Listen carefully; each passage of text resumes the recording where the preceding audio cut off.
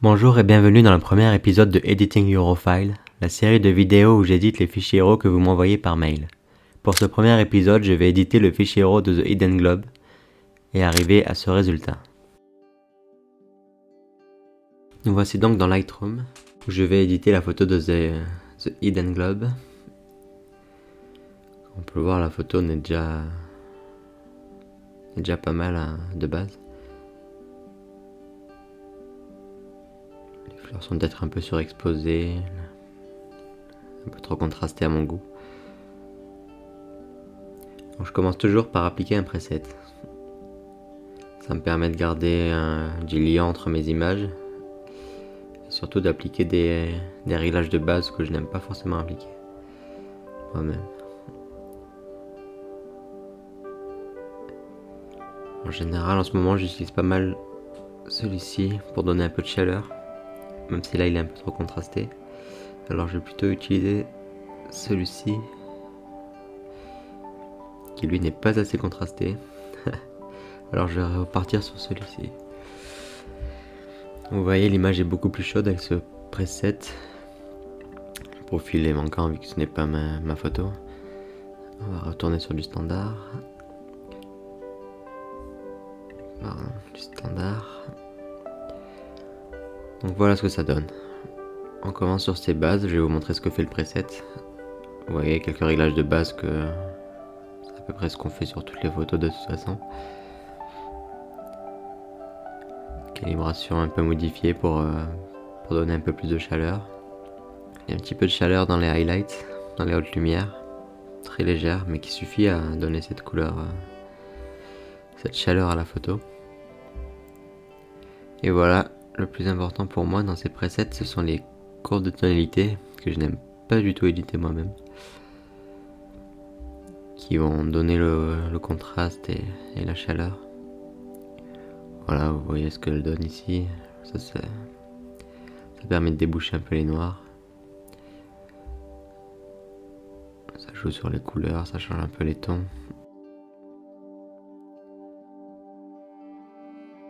Donc voilà, je commence ma photo. Donc première chose à faire, c'est d'appliquer mes presets de détail. Je n'aime pas les photos trop nettes, alors en général je mets le détail à 15. Et puis j'augmente c'est la troisième jauge qui traite la photo un peu différemment. Et puis évidemment on modifie le masque pour que les détails ne soient appliqués qu'au contour. Maintenant je commence mon édition avec les ombres. Je trouvais la photo trop contrastée, alors on va remonter tout de suite les ombres. Les noirs, on va laisser là, peut-être un peu baisser le contraste. Ouais, comme ça. Les highlights, les fleurs sont un peu surexposées, mais je ne veux pas trop les baisser pour pas que ça fasse. Voilà, les fleurs sont un peu surexposées, alors je baisse un peu les highlights. Peut-être augmenter les blancs. Non, je vais laisser les blancs comme ça. Clarté, texture, c'est bon. Correction du voile. En ce moment, j'aime bien baisser la correction du voile pour donner un peu un effet de douceur à la photo. Une diffusion des lumières. J'utilise pas mal avec mon filtre au Ciné Bloom qui permet déjà de faire cet effet. Du coup, quand j'ai pas le filtre, c'est très pratique. Alors mon secret le mieux gardé, c'est dans l'onglet de calibration. Plutôt que de mettre la saturation dans les réglages basiques, je vais dans calibration et dans les bleus primaires. Et c'est ici que je change ma saturation. Parce que ça agit sur les couleurs qui me plaisent finalement. Et pour les petits détails, je vais modifier ici. Est-ce que je pousse les rouges? Non, c'est un peu trop. Peut-être changer. Je vais rester sur du orange. Les oranges, on va les désaturer un poil. Comme ça, non, pas comme ça du tout. On remet à 0. Maintenant les jaunes. Les jaunes ont une influence sur les branches d'arbres, bizarrement. La couleur du arbre est un peu particulière ici. C'est peut-être qu'il y a pas mal de mousse. Alors, ce que je vais faire, c'est... Voilà. Je vais augmenter la lumière sur les branches.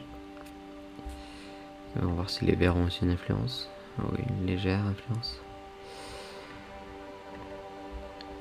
On va rester comme ça pour les verts. Maintenant le bleu-vert qui influence le ciel un peu. Je vais garder une couleur un peu naturelle. Je vais augmenter un peu le bleu qui est un peu présent ici. Baisser la saturation du bleu pour qu'il se fonde dans la masse. Le magenta, non, le magenta n'a pas d'influence. La photo me plaît déjà assez bien.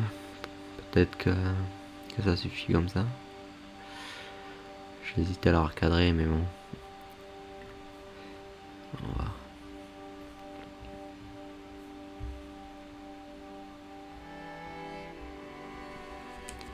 Est-ce que ce genre de cadrage serait plus intéressant? Ouais, non, ça. C'est toujours difficile de recadrer une photo quand on a vu la version originale.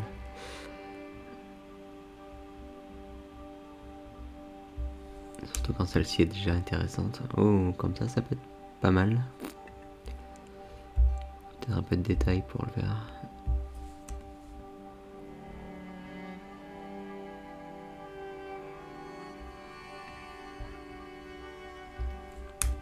On va voir. Et comme ça me semble intéressant. Je vais peut-être un petit peu élargir le cadre. Comme ça. Voilà, là c'est très bien. Vous pouvez le voir, j'utilise le golden ratio pour plutôt que la règle de tiers. Même si ici ce n'est pas vraiment intéressant. Si. Ce que vous pouvez voir là, le sujet principal de la photo finalement c'est ces fleurs. Donc il est intéressant de le placer à ce niveau là. Parce que c'est là que le regard va finir de toute façon. Donc on peut admirer l'ensemble de la photo et arriver sur les fleurs. Les fleurs sont très bien placées. On va jamais se recadrer, je vais rester comme ça. Donc après, en général je sauvegarde la photo dans cet état. Je vais peut-être appliquer un effet de douceur encore un peu plus, avec un peu de vignette en bas. Puis ce que je fais, c'est que j'ajoute du grain. Donc le grain, voilà ce que ça donne en gros, vous connaissez. Je vous montre les réglages. 20, 40, 45. Ça c'est un grain assez moyen qui n'est pas forcément visible sur Instagram, puisque Instagram, vous savez, compresse assez radicalement les photos. Puis bon, après pour exporter exporter pour Instagram, je vous renvoie à ma vidéo sur l'utilisation des presets de layout. Voici donc le résultat final avec la photo avant et après. Comme vous pouvez le voir, pas de changements radicaux, mais pas mal de jeux sur les couleurs et sur la chaleur. Pour participer, envoyez-moi vos fichiers par email et n'oubliez pas de me suivre sur Instagram. À bientôt.